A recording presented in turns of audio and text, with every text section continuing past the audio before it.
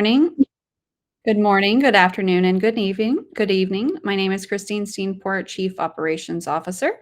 And I'm Dr. Rachel French, Director of Planning. Today, we're going to talk to you about the school consolidations process and get your input into a Google form. But first, let's talk about school consolidations and what it is. School consolidation is defined as the merging of one or more schools into one school through a process of boundary changes, facility closure, and/or facility repurposing. This is a comprehensive district-wide approach that could impact all campuses. We will explore things such as policy updates, boundary changes, program realignments, etc., to better balance enrollment throughout the district. So this input will help us establish your input, the values and priorities that will guide the school consolidations process. We will mimic the nominal group technique to ensure equal participation, structure of our discussions, and later gather to build consensus around these values. This will ensure the consolidation process is transparent, equitable, and ultimately serves the best interest of our students and community. Agenda at a glance, while we're here, we're going to be obviously looking at school consolidations, and this process will guide um, that process and roadmap as we move forward. We're going to review other districts' values and frameworks for their school consolidation process. AISD is not the first to do that, so that is something that we're going to look at of what frameworks, what guiding principles have been done by other districts. We're also going to introduce focus question and Google form to collect your input, and please complete the form by Tuesday, May 13th. On the May 22nd board meeting, we'll present a draft framework for board feedback. So why we are here, I know you've seen this slide from Chief Montgomery about our balanced budget and protecting the quality of education. Our school consolidations process is going to get us there. Here's a slide showing some other Texas school districts closures, consolidations. So this is just showing you a lot of those districts. They use a lot of different language. They use close, consolidations, mergers.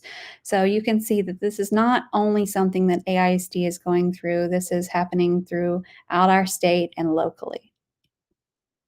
So building on our lessons learned, we wanted to let you know that we had a great workshop with all of our staff to spend time thinking through the processes of the lessons learned from our last time with school closures in Austin ISD. It was a really great meeting, and we had so much feedback from not only the logistics, but the student experience, the staff experience to better inform our decisions moving forward.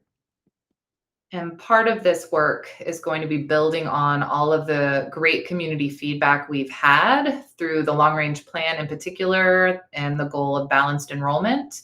So there's a link here to dive into those recommendations. They also reference previous work from our Equity Advisory Council.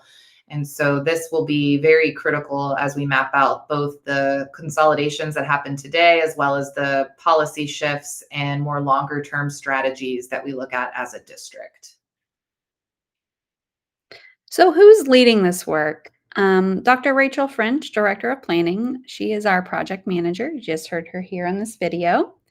And we have a steering committee comprised of Chief of Operations, myself, Allie, Chief of Communications, Katrina, Interim Chief Financial Officer, Lakeisha, and Brandy. They will help lead this work. This structure has been shown very positive when large-scale initiatives are coming through Austin ISD. The large-scale ERP process was comprised of a project manager and steering committee, and so we are leading this work in the same way. So, talking about our school consolidations project roadmap, I just kind of want to clearly show where we're going. These first 3 months, April, May, June, that is really where we're at right now. We're in the data collection and creation phase. And then in July, August, September is our analysis and refinement. And then October, November is our finalization. I do want to say that at the end of June, we will have the final tool presented. We will not have a list or run any schools through it. We're just building the tool to refine it. And then July through August, we're going to moving through the data through the tools. We're going to analyze every single campus. Everyone will be analyzed. And it's important that we do not predetermine any of it. The end of August, we're going to provide an update to you, the trustees, on the development of our transition plans. And these are the things that we need to consider to incorporate into the implementation of our transition plans. Our transition plans are not only just the logistics of how we're going to move schools, it's also going to be structure for students and staff and everything they need academically, and many of those other things that you see in this transition plan box here.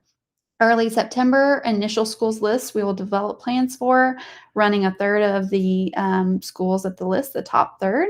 And these are going to require the deep dive to be considered for consolidation.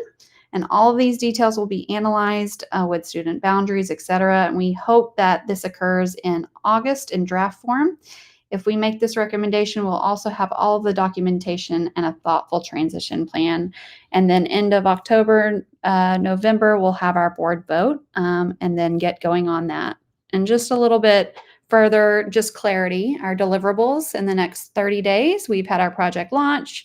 We've established project manager and steering committee engagement, met with all the vertical team principals, communicated what this process looks like. They are saying it's very comprehensive. They're excited. They're ready to help us give input and feedback, and that is coming.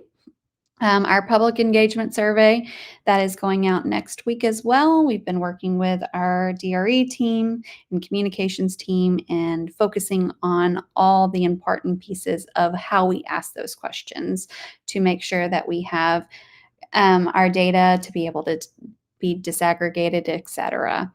Also, the data collection and tool development, creation of communication plan, and then in the next 60 days, finalize the data collection and tool development, tool usability testing, and then our board information session will provide an update on the tool and the process.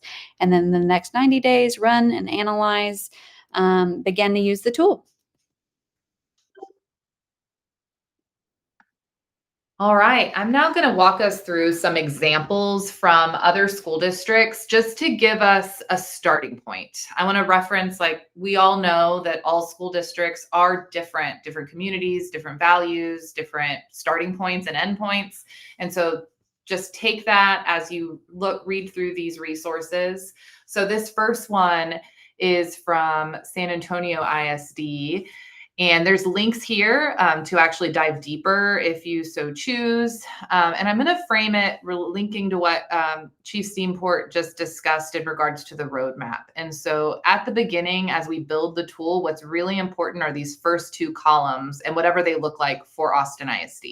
And this is the primary driver of the input we're seeking today. So we really want to know, what are your values that we need to look to when making decisions? And we'll be asking, this is similar to the feedback we are getting from the community and parents, or what are their values and priorities when making these really tough choices that will end up with a stronger Austin ISD. And so the primary criteria, that is actually their quote unquote tool that San Antonio used. So these are some of the metrics that they looked at to help them actually define which schools should be considered for consolidating. And then their contextual criteria, that is very similar to the work that we'll be doing in September when we take this initial list of schools that our tool provides for us that are to be considered. We'll then look at this layer of contextual criteria as we define it as a district to make the ultimate recommendation that you'll eventually vote on. So just that's to layer what San Antonio did to what we are envisioning for our roadmap. But really your input that you provide for this Google form is going to help shape what our framework looks like, which may or may not be similar to what you see on the screen. The next example, you can see that some school districts, we obviously learn from each other. It's quite similar to what San Antonio has. So Donna is a much smaller school district, but they similarly identified values. They had some of their primary criteria. You can see that they really were just focused on elementary. And then they had some additional feedback that they received from their community that I assume they layered on into their process. Again, there's a link there for you to dive in if you care to learn more about what they did. And our final example is Louisville. And they did not follow that same kind of framework, but they established guiding principles. So we could think of these as our values. Might be similar or different, but that was what they established. And then we broke this. The next slide shows their actual decision-making criteria. And so they call it their efficiency framework. We like to call things different things, but to me, this is really just what is their end goal? What are the things that they are specifically looking at to make these tough choices and these tough decisions? So we're wanting the tool to be pretty data driven, and then making sure we layer the context on at the end. Very similar to, I think, how these districts have looked at it, is really having those different layered levels of analyses. But again, your input is what's going to guide our process and our framework. Next slide is our focus question. So this is what you're going to be asked. So think through this. So it's really pretty broad intentionally, but what are the items that the district should consider when making decisions about school consolidations? And look back to that definition that Chief Steenport shared at the beginning. And really, consolidations is a comprehensive effort. So think through both how we go about that and what that end goal might look like when we're done with the full consolidation process. The next slide is just some introduction into the Google form. And so you'll complete the Google form by Tuesday, May 13th. The first step is really just to brainstorm as many ideas and items that you would like us to consider and make sure that we include in our effort. Please provide any context that you feel we would need to know. And then we are going to ask you to narrow it down. I think we often think everything is important, but if everything is important, nothing is important. And so part of this is really to understand, in these tough decisions, what are the biggest items that we really need to prioritize. So we're going to ask you to 1 to 5 prioritize your top thoughts. And then the last question is just an opportunity to share any goals or hopes that you have for this process. There are so many benefits at the end of the day that can come out of this. So doing the tough work, what do we hope to gain from this at the end of the process? And from all this input, as Chief Steenport said, we're going to create a draft framework and present that to you on the May 22nd board meeting. Thank you. Please let us know if you have any questions. I can be available via email or phone call.